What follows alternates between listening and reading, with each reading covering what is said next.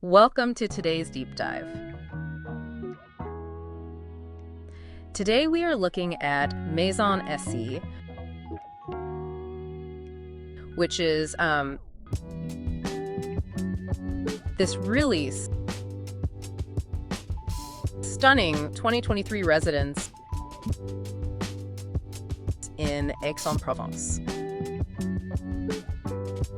Yeah, it's an incredible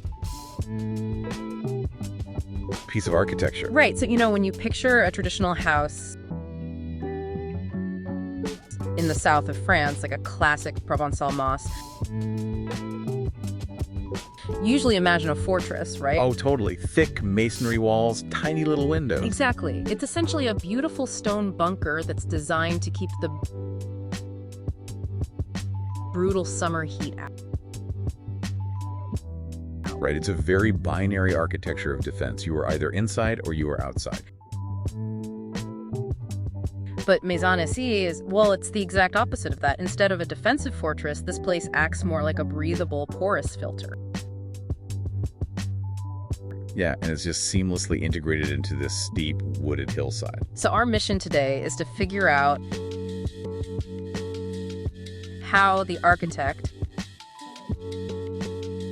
Isabelle Berthet Bondet pulled this off. How did she use these structural illusions to completely redefine indoor-outdoor living for you? Well, to understand why it functions as a porous filter, you really have to look at her background. She studied in Kyoto, and she essentially brought these classical Japanese spatial concepts and dropped them right into a Mediterranean setting. Which is just a wild mashup. I mean, how does a Japanese concept even work in a French forest?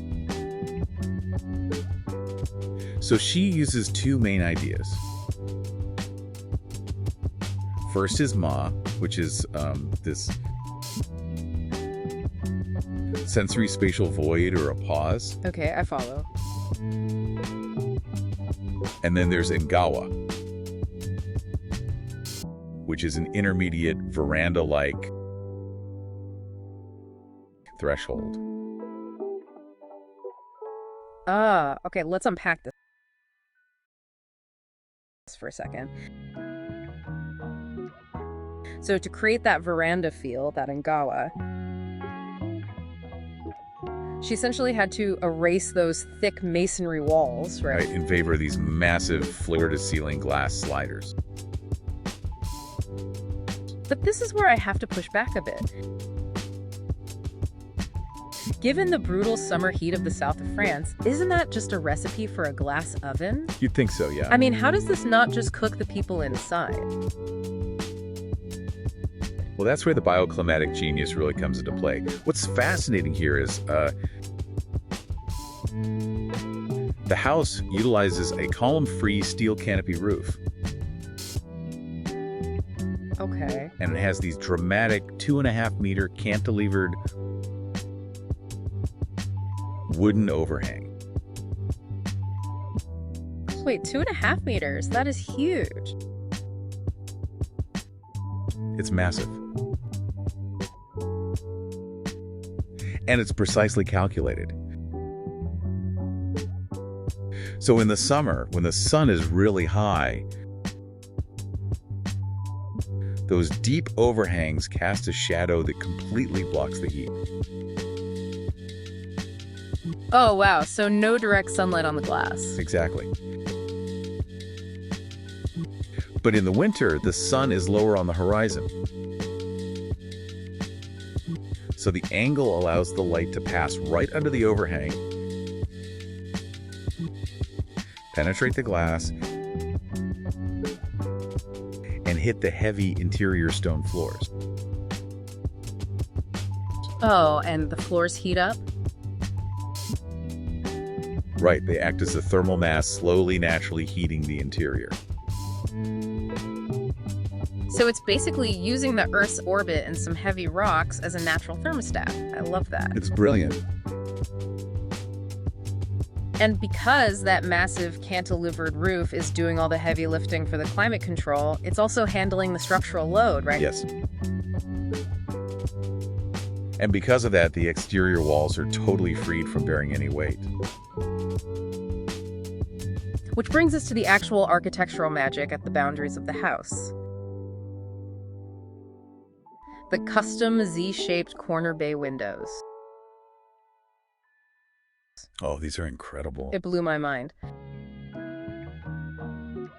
So, imagine a cardboard box. If you slice down the corner and unfold the cardboard on two adjacent sides,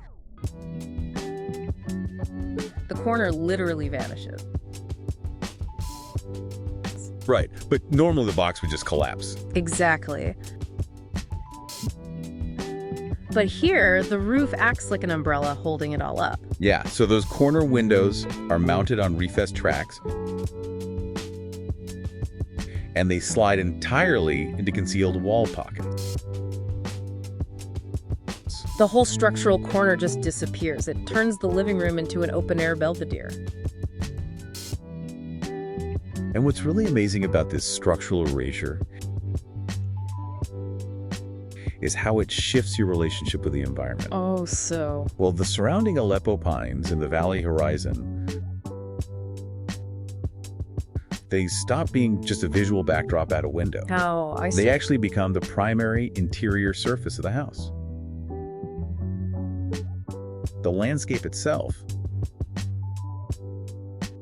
dictates the spatial logic.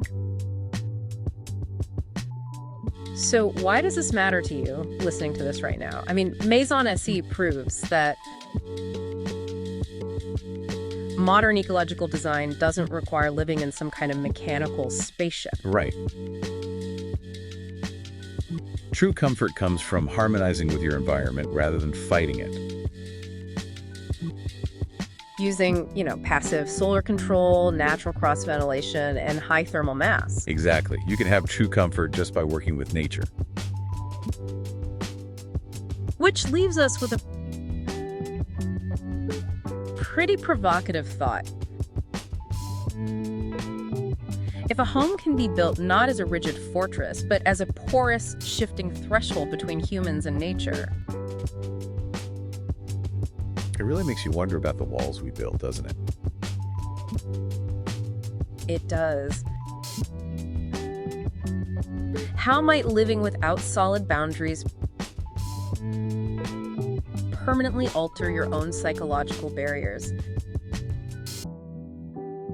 Something to think about the next time you lock the door to your fortress.